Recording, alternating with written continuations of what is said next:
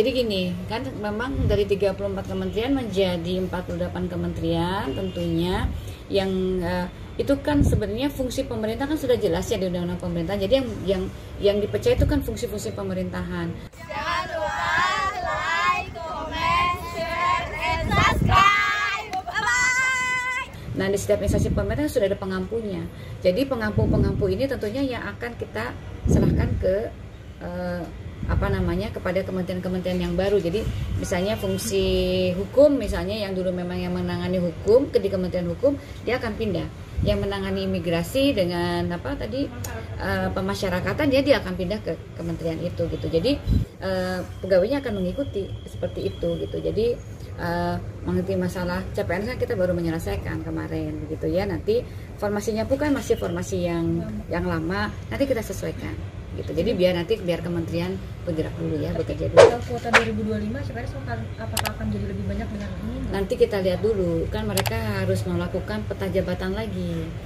Peta kebutuhan jabatan harus dilihat lagi. Jadi kan kita mulai dari awal lagi nih, karena kan hasil kemarin yang untuk yang CPNS yang 200 berapa itu saya lupa, 200 sekian itu 200 ribu lebih itu kan berdasarkan kementerian-kementerian yang lama. Nah ini kan sekarang kita sedang petakan lagi, nanti mereka pun untuk kementerian-kementerian yang baru harus membuat pemetaan. Kayak misalnya tadi saya kasih contoh, misalnya Kementerian Hukum dan HAM dibagi 3 kan, ada kementerian itu kan dulu sempat mengajukan formasi. Nanti kalau misalnya formasinya dulu mengajukan untuk imigrasi, ya nanti kita akan masukkan ke imigrasi. Kalau memang kita formasinya untuk Dirjen Perundang-undangan yang memang pindah ke sana, ya kita akan kasihkan ke Dirjen Perundang-undangan gitu. Nah nanti setelah mereka masuk, kita wajibkan untuk membuat peta jabatan lagi, peta kebutuhan jabatan lagi gitu. Baru kita hitung. Jadi nggak bisa ujuk-ujuk apakah kita akan buka. Kalau mereka mengatakan, oh kami cukup, ya sudah kita tidak akan buka. Oh kami masih membutuhkan, nanti kita buka begitu. Jadi hari ini kan mulai dengan hari ini sampai dengan beberapa hari ke depan itu kan memang untuk seleksi P3K yang periode pertama kan sudah ada diakses gitu. Jadi ada imbauan khusus terhadap para pelamar. Periode pertama apa periode pertama? Kan sudah tinggal tes kan? Enggak, maksudnya yang periode pertama kan pengumuman hari ini sampai dengan beberapa hari ke depan gitu, ada imbauannya Bu untuk mereka yang lulus dan tidak lulus. Ya tentunya kan ini kan salah satu komitmen kami ya di dalam menyelesaikan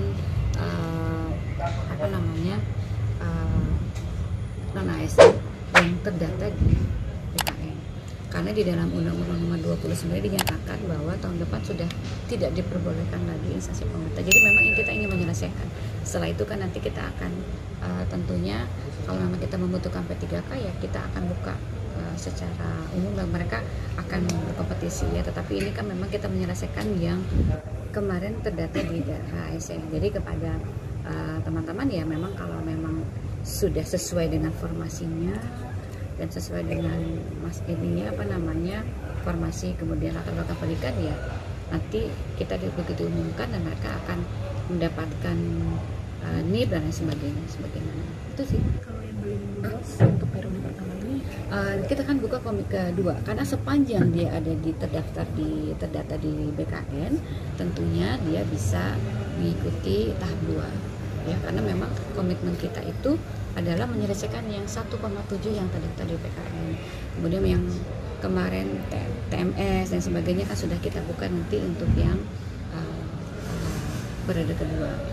Jangan lupa subscribe, like, comment, dan share.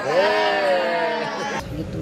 Yang teman-teman dari P3K yang kemarin, oh saya tertarik kepada CPNS kan kemarin udah masuk ke CPNS kan dia nggak bisa masuk tuh. Nah sekarang kita silahkan kalau memang mau masuk ke P3K gitu.